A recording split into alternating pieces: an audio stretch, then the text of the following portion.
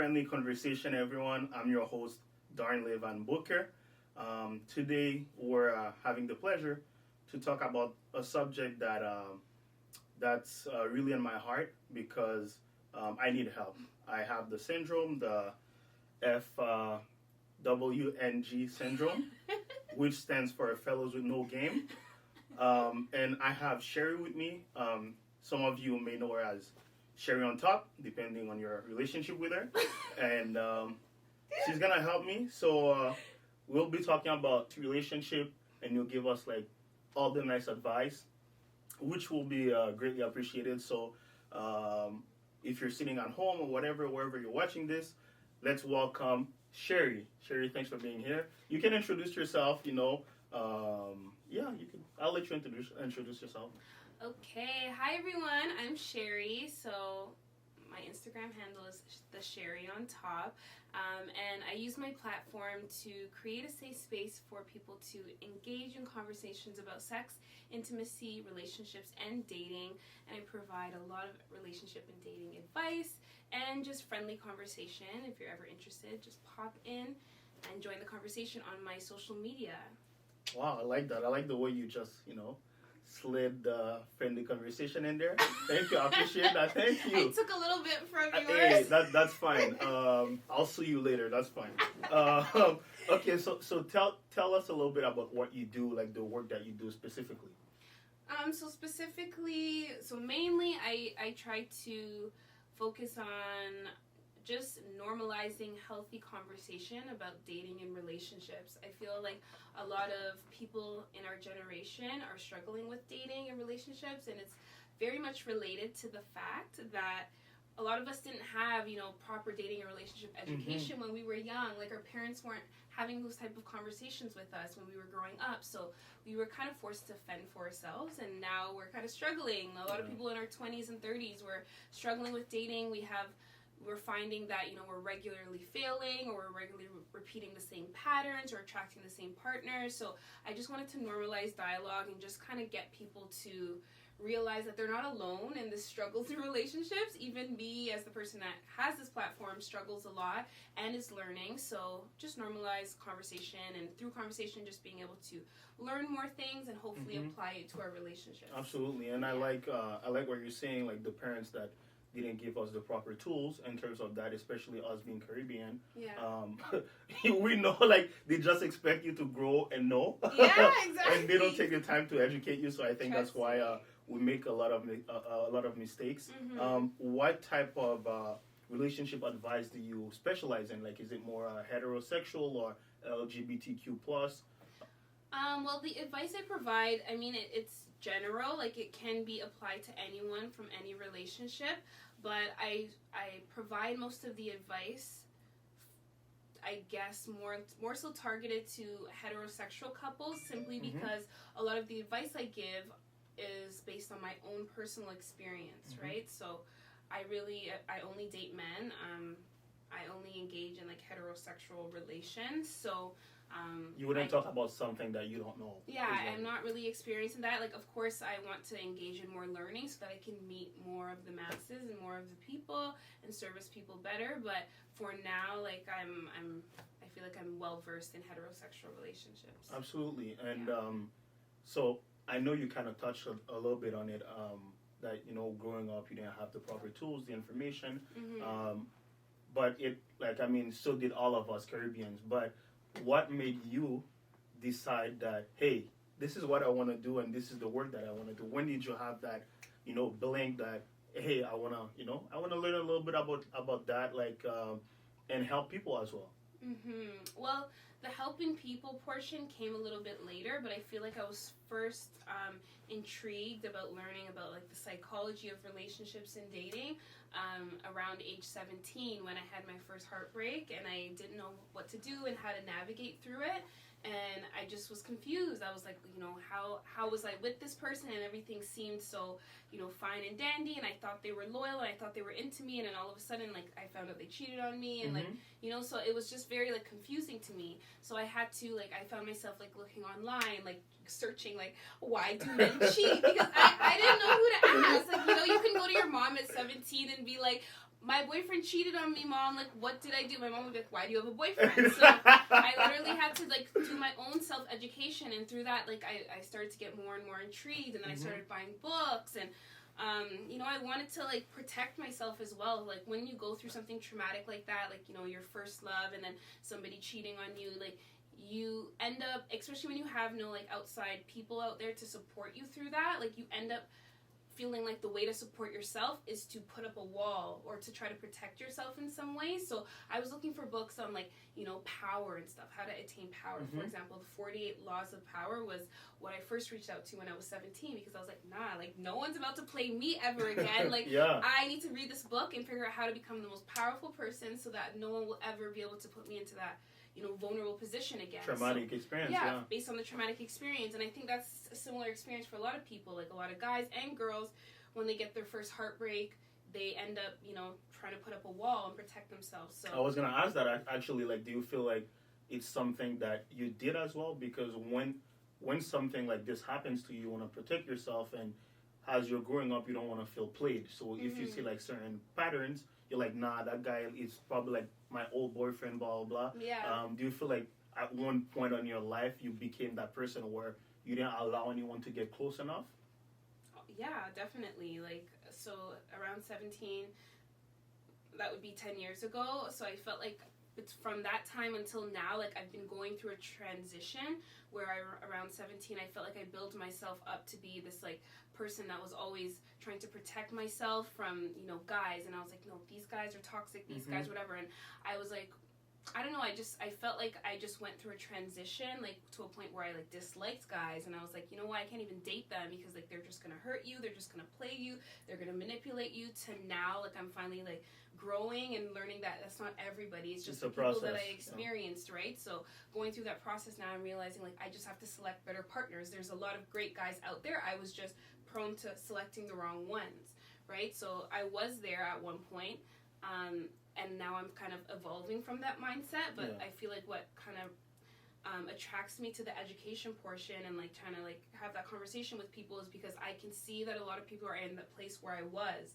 Like, a lot of people are like, all guys, like, play games, all guys are cheaters, all women, you know, will just take you for your money and blah, blah, blah. And I'm like, no, like, that's where I was, like, 5 years ago. And, like, I remember being in that, like, closed mindset. And I just know, like, through education, through, like, meeting new people, different people that kind of, you know, go against your ideas of what men are like or what women are like, you will be able to challenge your negative ideas and replace them with more positive ideas about dating. So that's kind of, like, why I got into it. Nice. And I like the fact that you're saying, I mean, you're helping people who kind of have the same mindset as you. Like, they're like, oh, you know what, all men are cheaters. You always hear niggas ain't shit, you know? But it's like people... What's hard for me is where people stay with that mindset, and as you're saying, it's a process, and you're continuing to grow. Why do you think people always go back to the same type of person that broke their heart? So let's say for a guy, you like girls that are like 6'2", or, you know, some guys like that, like with tattoos, blah blah blah. And then you're always going, like, after the same type, and it's always the same result. Why do you think that our mind cannot go like, okay, you've seen this before, this is what's happening, and you should not put yourself in a position where you'll get hurt again.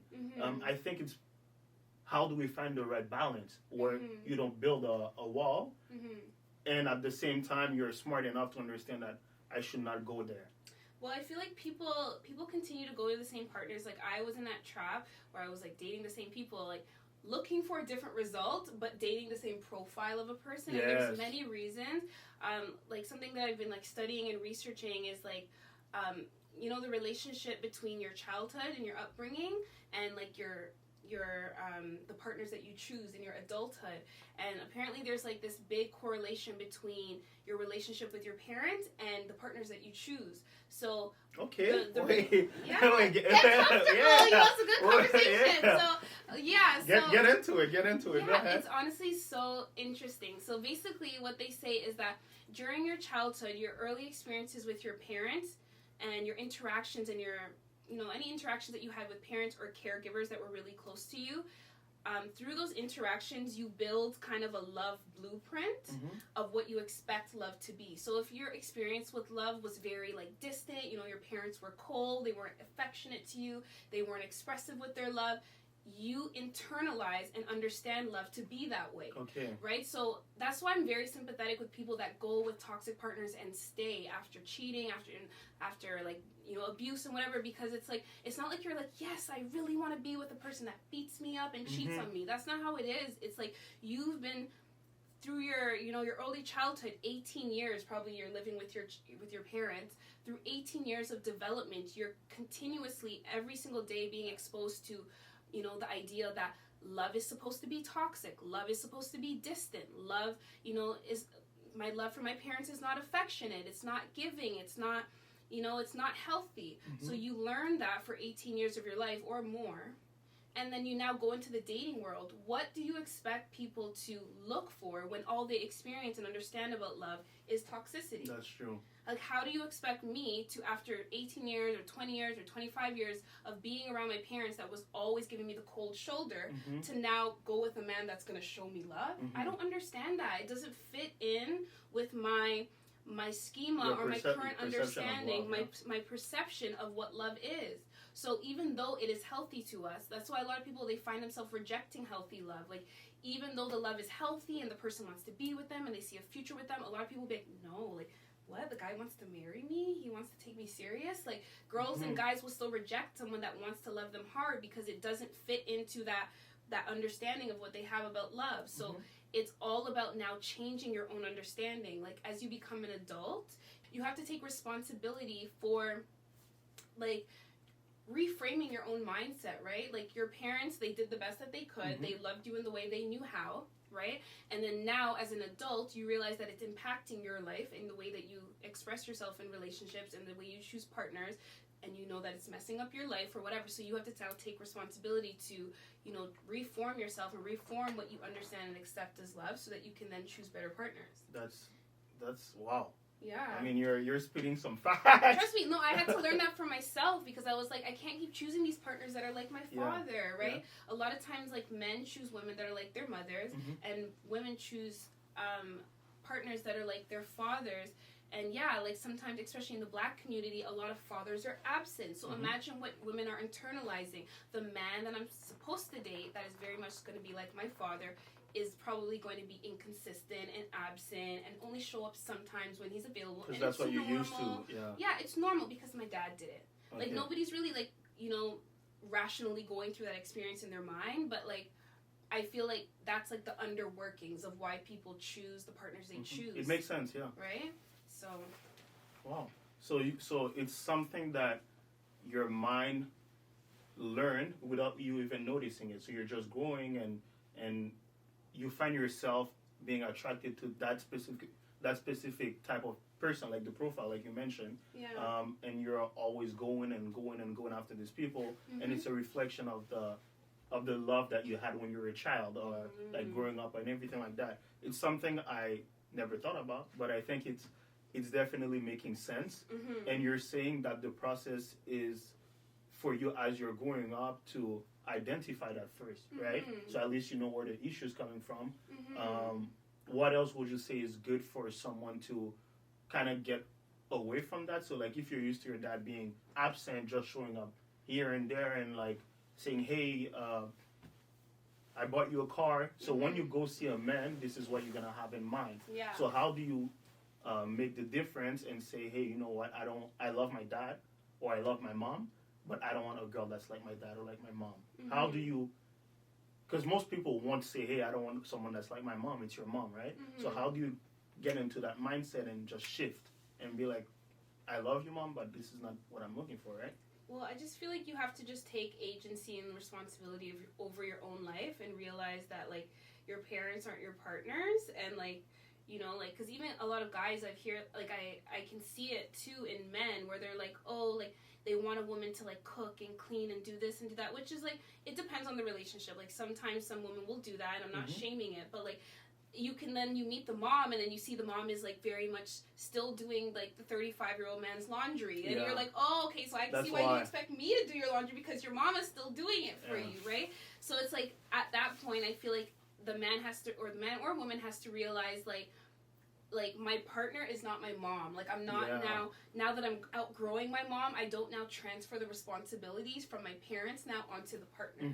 So it's like it's just kind of like taking ownership for your own life and just realizing, you know, making that like disconnection, I guess, from your childhood and your current adulthood, you know. So and I want to touch on something that we, you know, unfortunately you said when you're 17 you got cheated on, and I think now it's gonna like start to get heated.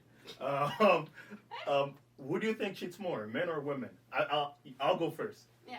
I think women cheat more, but the thing is, women are smarter with what they're doing, in my opinion. So they get caught less, or men are more like we're slacking, right? So like for me, a guy could wake up and not have any intention of cheating, and then he goes out or whatever, and it happens.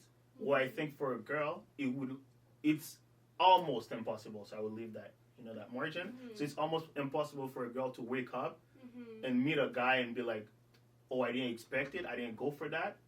And like, I'll cheat on my boyfriend. So I think women are just smarter, but I think they do it way more than men. So what do you think on your end? Okay, there's so many things that can like kind of skew the numbers, because first of all we have to define what cheating is. Because like maybe a lot of men are engaging in like physical cheating, so like men are like actually having sex with other partners, right? But like a lot of women, what if she's just like texting another guy intimately? Like would that be considered cheating? Because there's a lot of women probably doing that while in a relationship. What do you think? I think that's cheating. Yeah, that's cheating too. So like that would make the women's numbers, like females' numbers, increase, right? Like if we were to count that as cheating too. But like then I start to think about like there is like a multi-billion-dollar sex industry out there, like the sex industry out like worldwide. It reaps, you can't run from it. You can't hide from it. It's there. It reaps like billions of dollars, and the main buyers are men. So like that, and they're married men. That's the twist. That's what I meant to say. A lot of them are married men. So, and they're not in marriage dynamics where they're being honest with their partner, you know? So that's one thing I wanted to say. Also, if we just excuse that for a second, it's really, you can't really say, right? Who would really know? We're not out there in the world to know how many people are cheating and whoever. But I can agree with you when I say like men and women both cheat, but women are often more discreet about it. And, you know, they're able to do it more, discreetly, and they're able to get away with it, whereas men are more sloppy with it, and they are the ones that get caught. So because of the fact that they're the ones getting caught, we think men are the ones cheating more, but in actuality, we never know if women are cheating equally or even more because we're not catching the women. Yeah. So, it's hard to really say, but I don't know. I don't know who's cheating more. I mean, from maybe like your conversations with your female and male friends, would you be able to say like, oh, you've heard like girls say that, oh, he cheated more, or she cheated more, or it's something that we really can put the finger on it? Because from my understanding and from some girls that I talk to, I can understand where they will think about it more before acting, where men will just act and not think about it. Like the ways men get caught, it's almost impossible that a girl gets cut the same way. Like you come in and then like there's lipstick here, you know, like for a female it's almost impossible that like something like that will happen, right? Well, that's the thing. I think men are more like they'll cheat out of impulse. Obviously, I can't generalize all men, but based on my experience and like conversations with other women, like I find like men will be in the nightclub bumping, grooving, having a good time, and they'll see a sexy girl across the room. Know they have a girlfriend in the back of their head, but like the desire and like the, you know, the push and pull between him and this new girl, he just has one too many drinks and he just ends up cheating that day. And he's like, oh shit, okay, whatever, just like put it in the back of the brain, never happened. Whereas like women are more premeditated about it, right? So that's why I feel like that man comes home with the lipstick stain on the neck, because it was like something that happened out of pure impulse. It wasn't something he planned.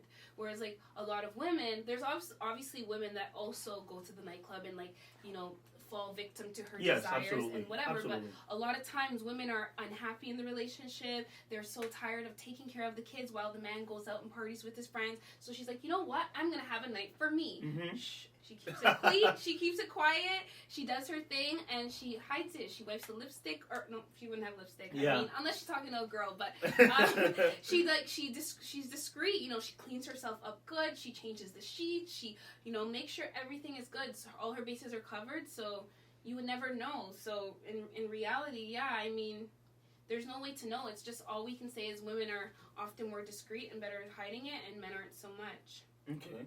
Yeah. Okay, I think that's a fair answer. We could leave it there and probably have the people watching just get into it. Yeah, they can decide. Honestly, I can't really say, to be honest. You know what? You guys watching, let us know who you think cheats more, men or women, and don't just say, you know, like men because niggas and shit. Like say men because this and that. Like my friends, I have more. Like, you know, come with some information, right? So we want to know. Like, my decision would be biased. If I was to tell you men cheat more, obviously I would say men cheat more because I'm a loyal girl that has been cheated on by so many men. Mm-hmm. So obviously I would say that. But then a man that is loyal, that's been cheated on by 25 girls, he would say that women are the ones cheating. So that's why I can't say it, because I'm going to be biased. I'm a person that's dated many men that have cheated on me. Yeah, no, absolutely. It's not fair for me to say that. It depends on your experience, I would say. It depends on your experience, exactly. Okay. Or if the woman is the cheater herself, she might actually claim to be, like, you claim that women cheat more, right? Yeah, so. Okay, we'll leave it and let people get into it. Yeah. There are things that obviously you're here and you're gonna help people like me with, like, you know, the people with no game.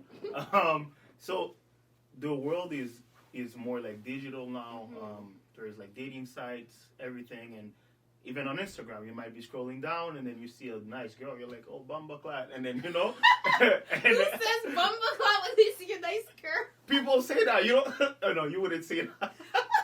I'm dead. I would say it. So if I'm scrolling and I see a nice girl, I would definitely say it. I'm not Jamaican, but I would say it. And I don't want any Jamaican coming and be like, oh, your accent is off. Just know that I'll block you. That's fine. I don't care. I've been to Jamaica, by the way. So let's say that then you see a nice girl. You don't say bumbleclad. You're like, hey, that's a nice girl. And then you want to properly, you know, approach that girl. But how do you do it without being a creep? And how do you do it? How do you show your game through social media when you're, because some people are better like talking face to face, on the phone, blah blah blah. But like if you don't know me, I don't know you, I see you on Instagram, I'm like, oh, you know what, let me talk to her. How do you properly approach that person? Well, I feel that the best tip I can give for guys that are interested in girls is to slide in the DM with something that you are interested in about that girl. Okay. Don't slide in with the intention of you want that girl. Like, a lot of guys will be like, ooh, you're so nice. Give me your number. And I'm like, what? Like, I don't even know you're a stranger, right? Yeah. So I feel like you have to, like, get her prepped and primed first. Like, you know, slide in, show some interest in her. Like, wow, I really like that post that you posted about X, Y, and Z. Tell me more about that. Or, like, oh, you launched your new business. Like, how is that? How long did it take you to plan that? I also do something that's very similar in the same field, blah, blah, blah. Like, you know, slide in, and then you ask for the number after. Like, if you come off too aggressive at the beginning, it's a no for a lot of women, right? And a lot of guys will be like, oh, like, women say they want an aggressive guy, but then when I come off aggressive, they're, like, turned off. That's true. That's a good, you see, I was gonna mention that. But then that's the thing. It's like, they're doing it wrong. You can still come out aggressive and dominant, but don't come off aggressive right off the bat. Like, you know, slide your way in, and then, you know, imagine like let's say like a cheetah that's trying to hunt his prey. He goes through the forest very slow, and then he attacks, you know? But you don't just attack cheetahs. from the beginning. You don't attack from the beginning, the prey's gonna run away, right? So you slide in, you prep her with, like, you know, interest in her, in her hobbies, in what she posts, in her business, in her kids, like whatever, something that you see she's passionate about, you can slide in that direction, and then you can try and holla. But I can't promise you that the it's gonna work. it's gonna work, because she has to already mildly find you attractive to respond to it. So sometimes a lot of women or men or whatever, women will they will like be nice to you because you're just having a conversation. Like, she'll be like, yeah, I started my business 2 years ago. Yeah, my kids are this and that. Like, that post was about this and that. Like, she'll engage in a conversation with you, but then when you ask her for a number, she'll still say no. And the reason being is, like, while you had a great conversation with her and she was interested in the conversation itself, she was just being nice.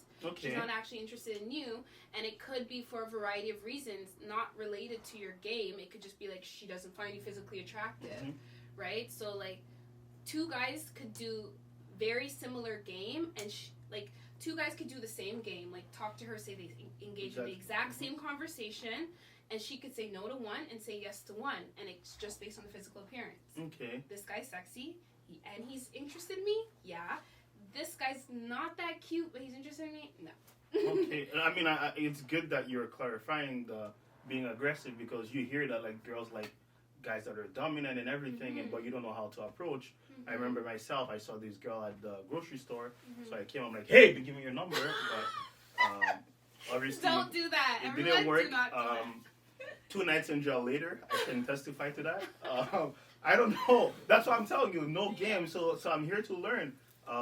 So you're saying just talk to her, like, be smooth a little bit at first, and hey, I like what you do in your post. And how long should you wait before asking the number? And before you message, should you follow, or just message first and then you guys follow each other afterwards? No, you can follow right off the bat. Like, if you're already following her, that's fine. Like, it doesn't matter about when you follow her. But, like, just, you just have to be confident and engage in a conversation organically. I have to stress the organically part, because some guys might take that and be like, okay, I'm gonna engage in a conversation, so they're robotic about it. Like, what do you do? Oh, I do nails. Cool. How many kids do you have? I have 2 kids. Cool. Like, when was the last time you traveled? Last year. Cool. Like, no, that's not getting you anywhere. Like, ask questions about things that you're genuinely interested in about that girl. And that will make her, like, you have a conversation back and forth, and try to find a way to relate to her. So if she's like, yeah, like, my kids are 3 and 5, and you'll be like, oh, I actually have a 3-year-old too. And she'll be like, oh, wow, like, whatever, 3-year-old, like, that's a really tough age, like, so you guys have a little bit of joke, a little bit of laughter before you ask the number, right? No, absolutely. So so this is how you, like, kind of get in and be, like, a little bit smoother with it. So I think one thing that, like, one of the fears I think everyone has, and it is when you do all of, so let's say you come out really nice, you're like, hey, I like your content, this is what you're doing, and I think you should do this, it's beautiful, and she leaves you on red. What does that mean when a girl does it versus when a guy does it? Or do you think it equals to the same thing, like they're just not interested, or they're just too busy, or whatever? So it can mean a multitude of things. Like, being left on red, at the very basic level, it could just be that they were busy. Like, they read the message, or, like, they didn't read the message, they were driving, put the phone down, forgot to respond, right? So don't, like, I think a lot of people, they have a habit of, like, attributing a relationship's failure to, like, their own failure. Like, this person, the reason that they're not giving me any play is because I'm not cute enough, and I'm ugly, or I'm not smart enough, or I'm whatever. And I think people need to stop internalizing things. It could genuinely be that the person was just busy. They didn't get to their phone. Sometimes that is the reason, because you're ugly. That's the reason. But well, no. I'm dead. No, that could be the reason too. But I feel like before you jump to that conclusion, exhaust all options first, right? Because what if you assume right off the bat, okay, she doesn't like me, she didn't respond. Oh my god, I sent her the message, she put it on red, she didn't respond. Okay, you know what? I'm just not the one for her. Fuck it, like da. Sometimes people, like, they get insecure, right? I'm saying don't jump to that conclusion right away. Maybe follow up with a second message another day, 3 days later, 2 days later. Just be like, hey, like, haven't heard from you or whatever, and then whatever. If she left you right for the second time, now you can start to now think. The third time you're like, hey, you better reply. No. At that point, don't do that. Okay. After that point, I feel like then you have to start like realizing, okay, maybe she's just not interested. And it's like you don't have to, like, a lot of times people take rejection badly, like, okay, they're not interested in me because I'm this and the other, I'm not a good enough person, whatever. But it's like they might just have a different profile of what they find interesting or worthy of like having conversation or connection with, and it might not be you, and that's okay. So people have to stop kind of like internalizing rejection. But it's hard not to, because at the end of the day, it's you and me, right? So let's say I find you attractive, you find me attractive, or and then let's say you slide in my DM, and then I'm just responding, hey, I'm being nice, and then afterwards, I'm like, oh, sorry, I'm not interested. You feel, I mean, you will feel it. You'll be like, oh, damn, like, why doesn't he like me, or why doesn't she like me? So it's hard not to, but I think you're right. We shouldn't take it personal, but it's hard not to. Well, it's like a mindset, right? Like, yes, it is an exchange between two people. So obviously, if you're trying to put energy forth towards someone and they're shutting it down, you're going to think, oh, you put the wall up because I'm the problem, right? So it's natural to feel that way. But I think, obviously, that's your knee-jerk reaction is to internalize it and make it about you. But I think if you just have a mindset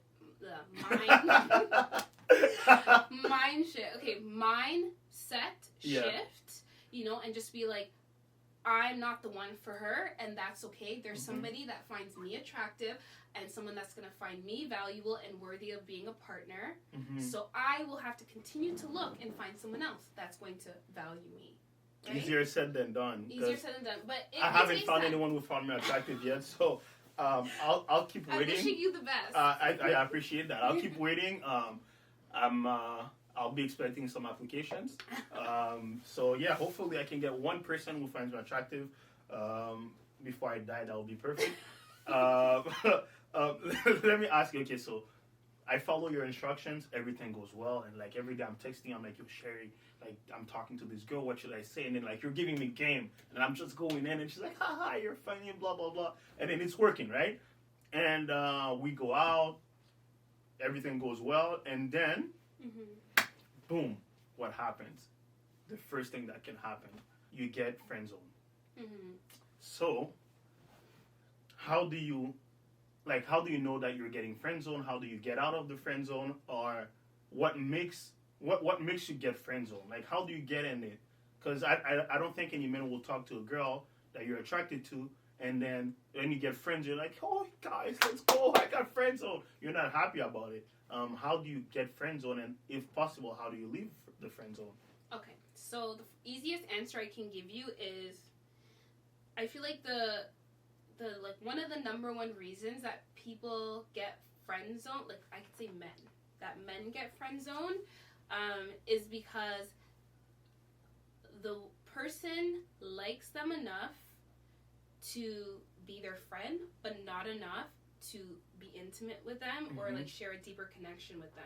And the reason being, easiest reason is physical appearance. That's my top reason. That's my top reason for friend zoning. Like I could be like, wow, I vibe so well with this guy. He understands my thought processes. Like we connect. We have a good time together. It's so fun. But I'm not physically attracted to him. I don't want to ever have sex with him, so he'll just be my friend. Like, I want to keep him around still because I want the good vibes and, like, the good energy and the connection, but I don't want to be intimate. I don't want to have, like, a deeper kind of connection with him, so I'll leave it there. So that's, like, kind of, like, I guess the most surface level reason for a friend, like, being put in friend zone. But I think another, like, deeper thing that a lot of men that get friend zoned have to consider is like, how do I say it? Is it like it's not you personally, or it is you? You see what I said? You said it. It's because you're ugly. No. So that was the first one. It could be because you're ugly. Like, no offense to whoever that's. Okay, wait. So I know about maybe like 25 or 30 girls. Yeah. And we're just friends. I got friend zoned by all of them. So that will make me feel good knowing that I'm ugly and I got friend zoned by 25 people, right? Yeah. So this is life. If you're like me, just know that we're in the same team. Yeah. So Okay. yeah, you were gonna say something else. Okay, so like the second thing that's a little bit deeper and a lot harder, I feel, for men to navigate is like you have to find that happy medium between like being respectful friendship type of vibe or energy and being like an aggressive guy that's interested in her, right? Because like I told you that like being too aggressive is a turn off, but also being too friendly is a turn off too. Yeah. So like between aggressiveness and like, you know, being an aggressive dominant man that's like, I want you to be my girl, like I'm very firm about this, I'm into you, blah blah blah, like that's too much. And then between a guy that's saying, we'll just go with the flow, you know, you're good vibes, let's, you know, you're a good friend, ha ha ha, with the laughter and the fun and the jokes. That is very much on the other side, but I think that guy needs to have like a happy medium right between, and he needs to find it. It's very hard to find, right? He needs to show that person that like he can vibe and like, you know, have like good type, you know, good friendship with that girl, but also he wants her, right?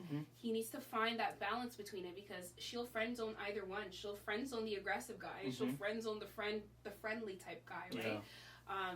She'll friend zone the dominant type guy, and she'll friend zone the submissive one. You just have to be a perfect blend of both. People like people that are spicy, that are like, you know, hard to kind of pinpoint. Like, oh my gosh, like, you know, Monday he came over, he was so aggressive, he was on me, he was kissing me, oh my goodness, and then the next day he was a little bit cold shoulder. Like, that's what women talk about with their girlfriends. Like, oh my goodness, he's a little bit inconsistent. Tell me more. Yeah, you Tell know, me more. The number one things that keeps people intrigued is like inconsistent behavior, which is crazy, because it's like, yeah, it's like as much as people like stress and say, okay, like they want consistency, yes, in a very healthy relationship, in a perfect world, that's what you would assume and that's what you would want. But like what the ones that keep the girls hooked, like those guys that girls keep going back to, are the ones that are very inconsistent. I don't say like be inconsistent to a point that it's toxic, but be I don't want to say the word inconsistent. There has to be a better word for it. Just be a perfect blend. Be unpredictable. Be unpredictable, right? Nice. If you're, I'm getting it now. You see, I'm getting it. I think I'm ready. 2021. No, you got this. Summer 2021. Let's go. Let's go. Yeah.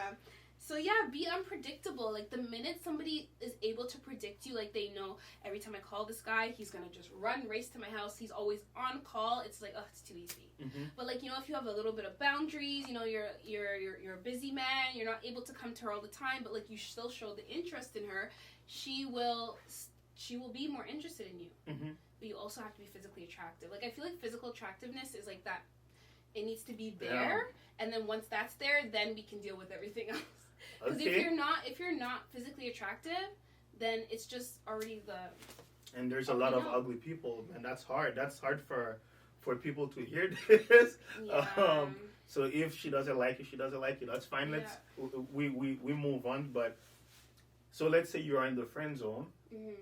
Can you get out of the friend zone? If so, how do you get out? Because that's what I want to learn. It's hard to get out of the friend zone once you're already there. You have to just not be put there. Damn. You have to not be put there, because once you're there, you got there for a reason. Like she felt like she could put you there, and I think the problem with a lot of men is that they accept the friend zone as a first step, or like I guess like a backup plan to not being accepted as somebody more already. So like every guy wants to already be intimate with the girl, or already like get her attention, or already have her into him and like him. But if she's like, I'm not ready yet, or like I think we're better off as friends, a lot of guys will be like, okay, I'll just sit in the friend zone pool until you finally accept me and like make me your man. Which will never happen, yeah. Which will never happen, right? Because like at that point, like the woman has already made her decision. So it's very hard, honestly. Like I'm not saying in all cases, of course, like, you know, being friends with someone, you build a friendship with them, then you can maybe get more intimate with them to a certain point. But I don't know, I'm kind of more so speaking from my experience, because like once I've already deemed you as a friend, I start to look at you with friend eyes.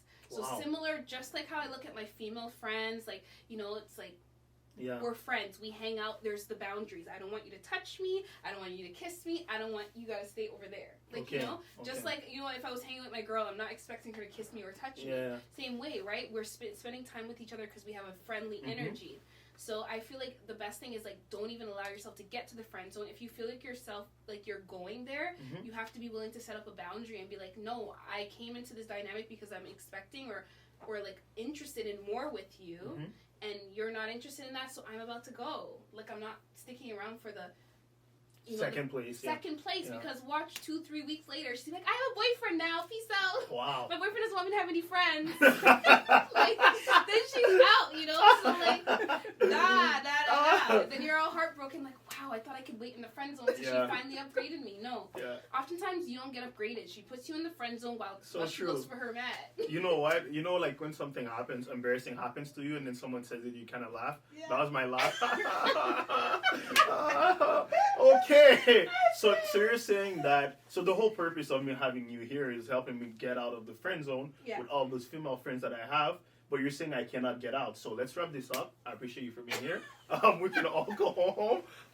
So if you're watching this hoping that you could get out of the friend zone, it's not me, she said it. You're stuck. No, but my question to you is, I want to test the theory. Yes. So all these girls that you have that have you in friend zone, have you 25 of them. Have you been having much success with them in making some steps towards something more? Nope. All the steps lead to nowhere. Everything that I try, okay, so my theory's right then. It is right. Everything that I try, it doesn't work. Maybe if I become successful, it will change. Don't you think? Well, I am successful already, but I'm saying if I become maybe like a millionaire or something like that, they will see me. Because sometimes people don't realize your value until they see you with someone else. Yeah. Right? So maybe I should just, fake that I have a girlfriend. I don't know. We'll figure something out. I wish you get all the most success in your dating life. Thank you. I appreciate it. Hopefully this is going to bring me luck. Yeah. So let's say you're messaging her, blah, blah, blah, and you don't get to that friend zone part because the girl is rejecting you already. So, you know what, I'm not interested. As you're saying, like you ask for a phone number, you ask for this. How do you accept the rejection without you becoming a hater? Because some guys will be like, yeah, I didn't think you were pretty anyways. You're lipless. I don't know what. You don't have a nose. Like you guys will say things like, they'll say things that are weird because they're hurt. So they're trying to hurt you back. So how do you accept the rejection and take it like a man and, and maybe having her second guessing, you're like, oh, damn, I like that answer. And you know what? I'm changing my mind. Okay, so first things first, like you can't perform a certain behavior after rejection with the intention of her changing her mind. Oh my God.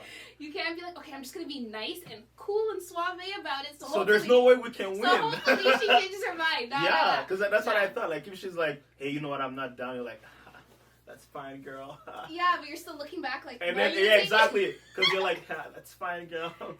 And then hoping that, she'll be like, oh, damn, this is how you reacted, blah, blah. So you want... Damn, that's okay. So there's no winning for us. No, I mean, that could obviously happen, but, like, I feel that you can't go in with that mindset of, I'm only going to be nice and calm, cool, and collected after rejection with the intention that she hopefully will change her mind. The reason that you're being calm, cool, and collected should be because you're calm, cool, and collected, because you're confident in knowing that if this girl rejects you, you're going to find somebody else. Okay. Right? And that's what's attractive. It's not attractive for you to be performing this calm, cool, and collectiveness with the intention that you're going to possibly get her. No, that's kind of insecure. Like, you feel like I have to perform something, maybe like manipulate her a little bit so that maybe she just hopefully gives me a second chance. No. You have to be confident in yourself and be like, you know what? She didn't choose me, but I'm still a high value man.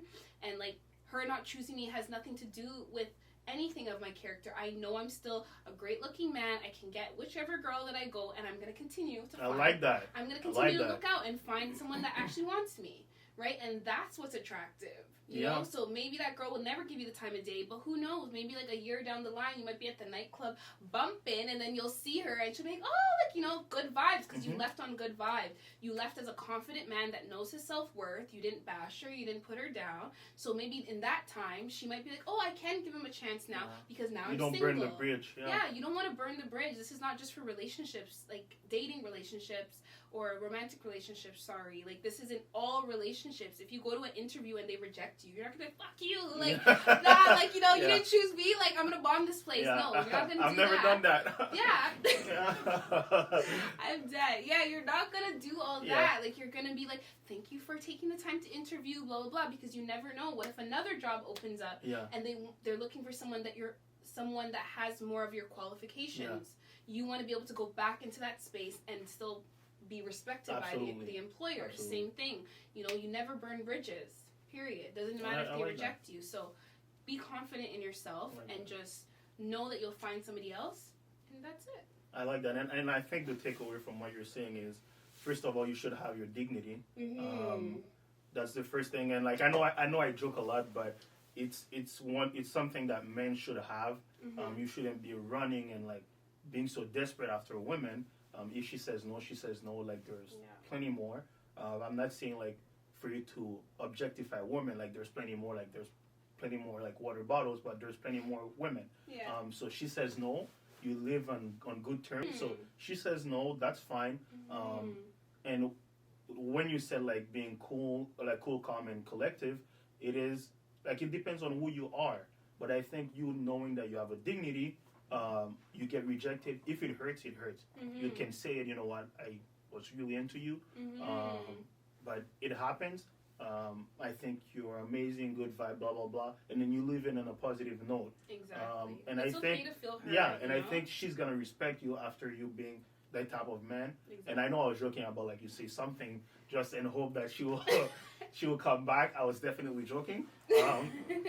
But it is true. I think once we're able to understand that, hey, you have to live, because at the end of the day, if that's the last time you guys see each other, you want her to think, oh man, like, you know, like he knows his value. That's the type of man he is. You don't want to like get on your knees and be like, start begging the girl, right? I would say I've never done that as well.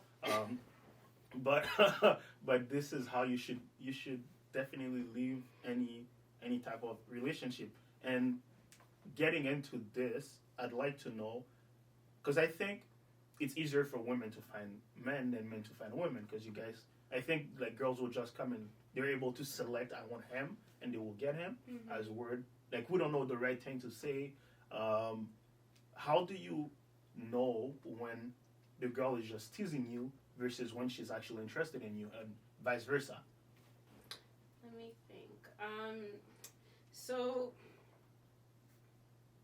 I don't know, like, it's like you have to like continue pursuing her for like a certain amount of time, and then like kind of be able to make like a good judgment. Like, okay, if you've been like trying to message this girl for 8 weeks and she still hasn't linked up to see you, she's probably just teasing you and like getting entertained via text but has no intentions to meet you.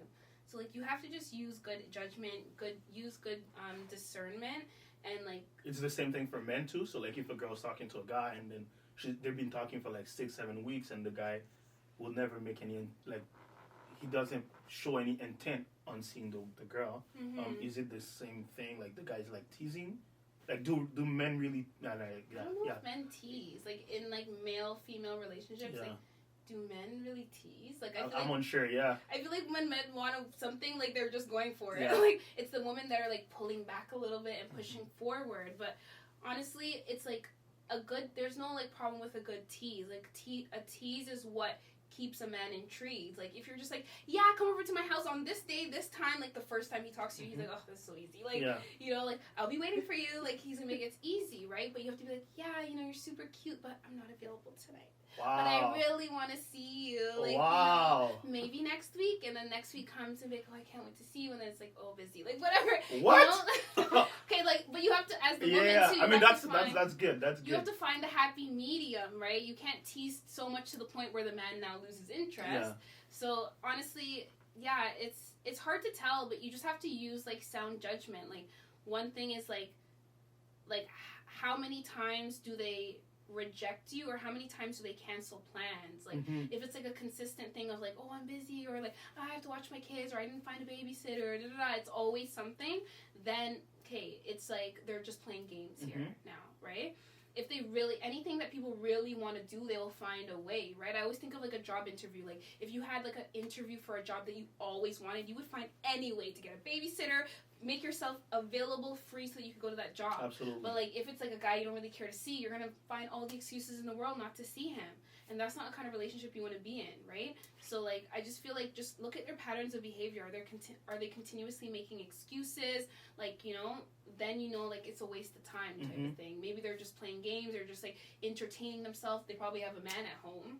You know? Yeah, that's true. You never know, right? Like, probably their man is like cheating on them, or like just not giving them attention. They want some attention from you, but that's all they want. Yeah. They don't want to see you. You're being played. Yeah, so you just have to kind of like use your better judgment to figure that out. Look at patterns of behavior, realize, okay, they continuously keep canceling every time I try to make a date with them, so maybe they are getting already what they want. Conversation, that's it. Absolutely. Right? Absolutely. I think men don't really, I don't know, men don't really tease, based on my understanding or like experiences with men. Usually I feel like, I don't know, like, I feel like if a man's not interested, he probably just like won't really give you any play. That's true. You know, like, a woman will still give you a little play, a little flirtation, a little laughter or whatever. You get all happy, like, she likes me. Then all to find out, like, she has a boyfriend. You're like, oh. Whereas, like, a man is like, he's too busy chasing after what he wants to even message a girl he doesn't like. That's true. You know? So, yeah. And so let's say in the perfect world, I listen to everything you're saying, your plan is working, and we get a first date. Who should pay for the first date?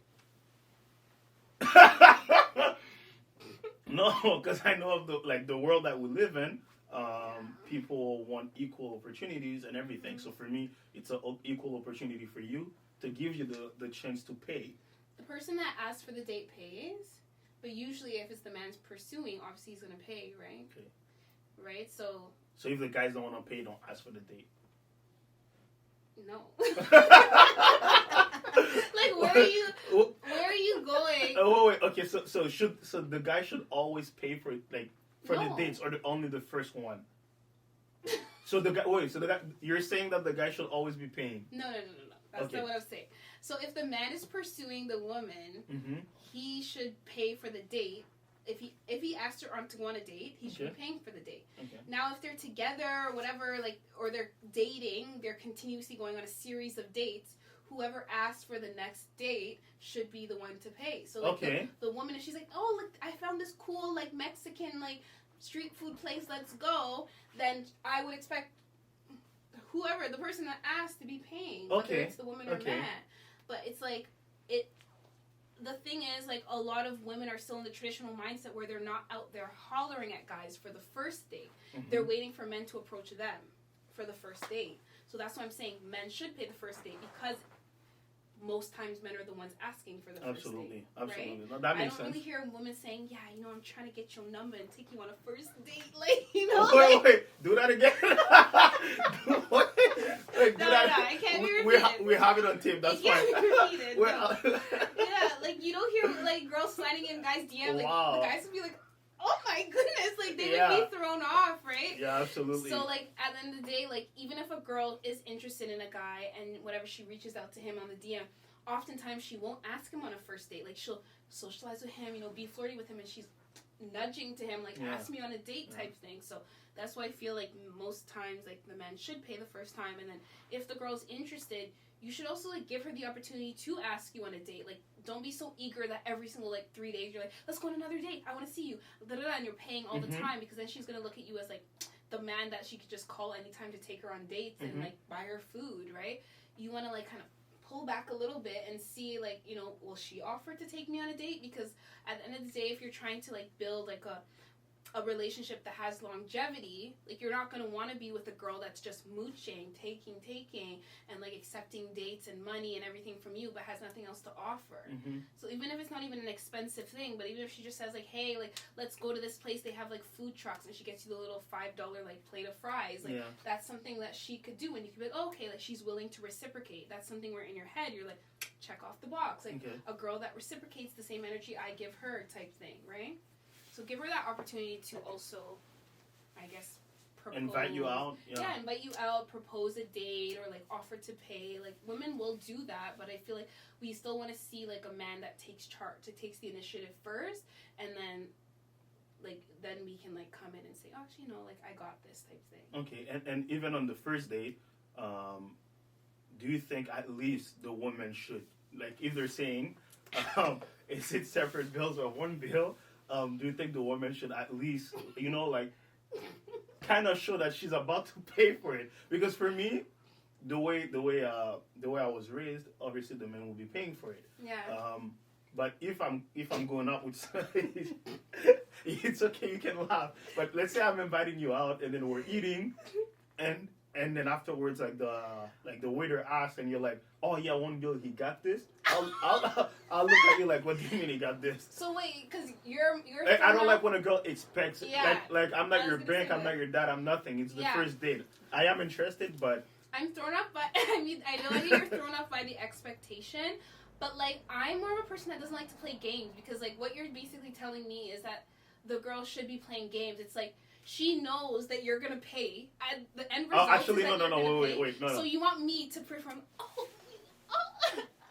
Oh, you got this. Because I've done that. Like, oh, no, like, we're fighting for the, no, I'll pay, no, you'll pay, no. Okay, fine. You want me to act? Like, no. I never do that. So, like, I propose once, and then she's like, I'll pay. I was like, okay, you got it. Whatever you want, you got it. And then they get thrown off a little bit, right? No, you better do the fight with me and then take it. I do not fight. I'm a lover. I do not fight. So that's what I do. I say, I got this. Oh no, I'm gonna take care of it. You know what, baby girl, if that makes you happy, take care of it, And maybe that's why I'm single. Yeah, you're not gonna see that girl for a second date then. That's true. No. Never seen them again. Oh my goodness, I'm dead. But okay. But at least this is what I'm saying. Not that she should play a game, but she should come with the intent of, I may be paying for him. Like I'm the type of person, if I'm enjoying your vibe, like with friends, not only with females, like with friends, like we're having a good time. You know what? Next shot is on me. Yeah. Like we're just having a good time. So I think the girl should come with the mindset where, oh, I'm there, and it might be going well, and you know what? I'm ready mentally that I may be paying for it, and it doesn't change anything like about the guy. Yeah. So when the waiter comes, at least I think you should say separate because you're gonna take care of your part. And if the guy says no, I got this, then he got this. But I don't think that your girl should, the guys like when the waiter's like, oh, separate or together, then the girl is just on her phone. On her phone. Yeah. Nah. For me, that's a no-no. Yeah, I don't know. Honestly, like I personally have a little bit of the expectation because like I know that my turn to pay for a date is coming. Like if I'm interested, I'm with the guy, I'm interested in being in a date with him, I know that my turn to pay for the date is coming, so I don't have any problem to let him take the bill. I'm not gonna like do the separate bills, but deep in my head I'm knowing that he's already gonna pay it. Mm-hmm. Okay. I don't. You're being honest. I'm honest. I like it. Like I'm very much like you asked me on this date, so pay for it.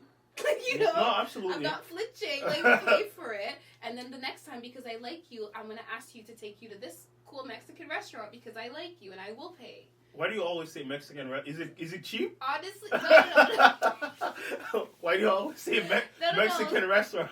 See, like, girls are smart. No, this Mexican restaurant has been in my head for weeks. I just want to go to it, so that's why I keep thinking of it. From what I heard, when girls lie, they laugh. So I don't know. No, I'm always laughing. I'm not lying. Trust me. I've been thinking about this one Mexican restaurant, so it's been in my head. Sorry. So that's why you keep. Okay, it's not because it's cheaper. Doesn't matter. No, it doesn't matter on the price. Like wherever, So I'm willing to treat my man too. So it's just like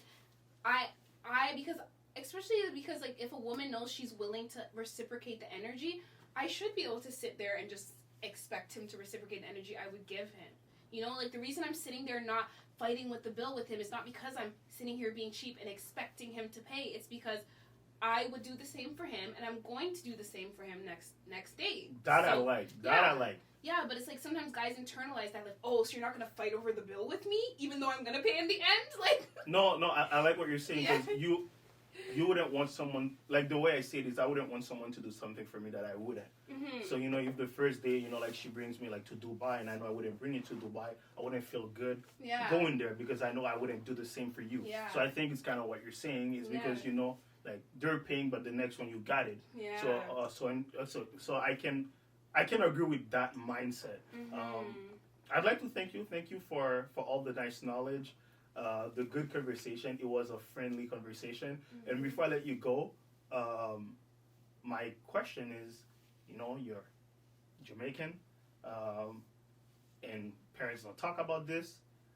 How did your parents feel when you said, "Hey, this is what I want to do.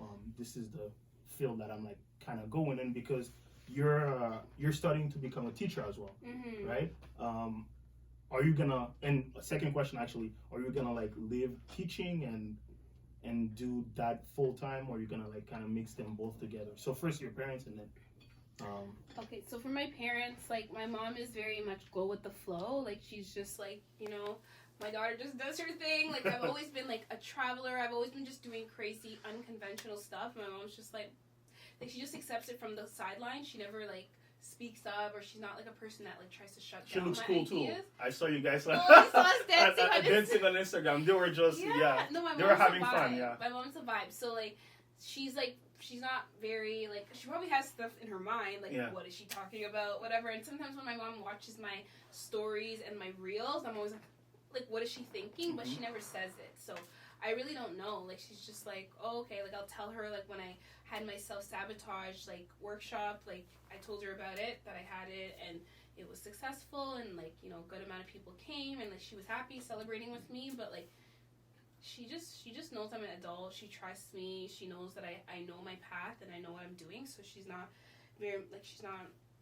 any type of way about it. But your second question was about your career and yeah, honestly, I'm trying to like find a way to bridge the two, because like I chose my path like in teaching because I feel like education is my path in general, but there's so many facets of education, right? There's relationship education, there's ESL education, there's primary education, there's high school education, there's so much education. So I was like, couldn't choose between the two. Like I was like, I want both, So I just said, you know what, I'll do both then. Like education is my overarching passion, and the areas you're good of at it too, yeah. Thank you. The areas of education that I'm passionate about, I will focus on, and that's what I'm doing, right? I'm doing my master's in child study and education, and I'm also like I have my platform for adult and relationship and dating education. So I'm gonna do both for now, and I'll see like which direction they both take me. If there's a way to like put the two together somehow, because in actuality, like young people should be educated about these things too. Like maybe not in like grade 3, but like maybe around grade 7, 8, that's when kids start going into dating, and that's when they start having that disconnect, realizing that their parents never prepared them for all these feelings that they've been experiencing.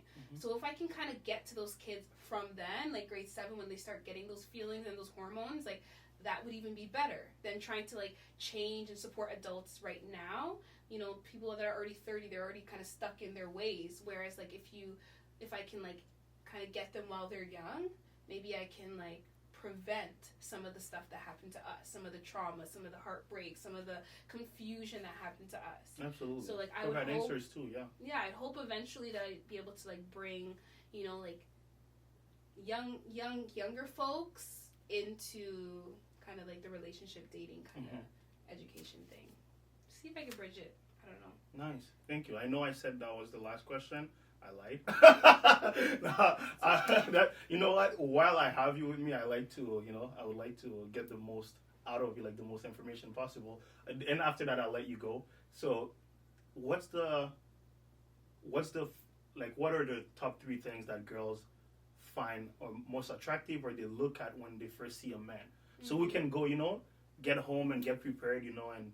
So I have to put a disclaimer out there, because I was just thinking, like, my advice is more so like representative of many girls and guys that are like in their 20s to like early 20s to like early 30s. So, okay. Yeah, because it's like I'm thinking like teenage girls see different things valuable than like 45-year-old women, you know. So like I remember when I was a teenager, I was like, does he got swag? Oh, nice shoes. He got the new J's. I'm into him. Like, you know, that's what I was caring about. Whereas like a 45-year-old woman would be like, does he have a career? Does he have a car? Like, is he like, you know, a God-fearing man? Like, they would think about different things, right? So I think like in our like generation, I guess, like in 20s to early 30s, I would say like most of us are looking for like a confident man with like direction and good looking. And when you say good looking, what are the features that you see, that you look at, like when you first see the guy? But it depends, right? Because it's like my definition of good looking can vary from another girl's, right? Some girl could be like, white guys with like brown hair is attractive. Where I was like, nope, the dark chocolate men with like, you know, the nice muscles is what I find attractive. So I can't tell you about physical appearance, but like I can just tell you like attractive based on that person's idea of attractiveness and like sense of direction and confidence, right? And leadership. Like we need men that are ready to be leaders. Absolutely. Thank you. You know, so like guys that are confident enough to be like take charge type of guys, and that doesn't mean like a leader in terms of he's gonna pay all of the bills and like take care of everything, but like there's other ways to lead, like making decisions, like being like, I'm gonna take you on a date, be ready at 8, I have the reservation booked already. That's leadership, you know. Like guys that continue in these like conversations with women, like, you know, where do you want to go? Where do you want to go? I don't know. Where do you want to go? What do you want to do? What do you want to do? It's just the back and forth. It's like what did you say? I think you made a video about it when you're like when a guy keeps saying what you doing. Yeah. We want the man that makes plans. Like, you know, stop asking me what I'm doing and create something for me to do. What was your answer though? Huh? No, if you want to see it, go on the page. Yeah, go on my page. There's a lot of reels there to entertain you. But like, yeah, like in all, like I would say, like we just want a guy that's like confident enough to be like, hey, I'd like to take you here. Like, let's do this. Like, doesn't have to be expensive. Like, he could be like, let's go out for a picnic. Like, I make these bomb sandwiches or I make this good spaghetti. I'm gonna bring it and I want you to try it. Like, blah, blah, blah. That's leadership. You know, I don't want the guy that's just like sitting waiting for me to like make all decisions and me to like take the lead. But I mean, obviously there's some women that are more take charge, more dominant, but like a lot of women are still kind of in that traditional mindset where they want to like see a man take charge and like so they can follow suit, right? So if the man's not taking charge, we're just like, okay, like just waiting, what are we doing, you know? So yeah. Thank you so much. I appreciate it. It was fun. It was really nice. Thank you again for your time. As you guys can see, in friendly conversation, we talk about everything. It's open to everyone. So I hope the knowledge that was shared will be helpful. And for the people like me with the same situation with the fellows with no game, hopefully that will change. But if you're ugly, you're ugly. There's nothing that can be done. I think if there's one thing that we can remember, it's that. So thank you again for watching. I'm Darnell Van Booker, and they can find you at the Sherri on Top.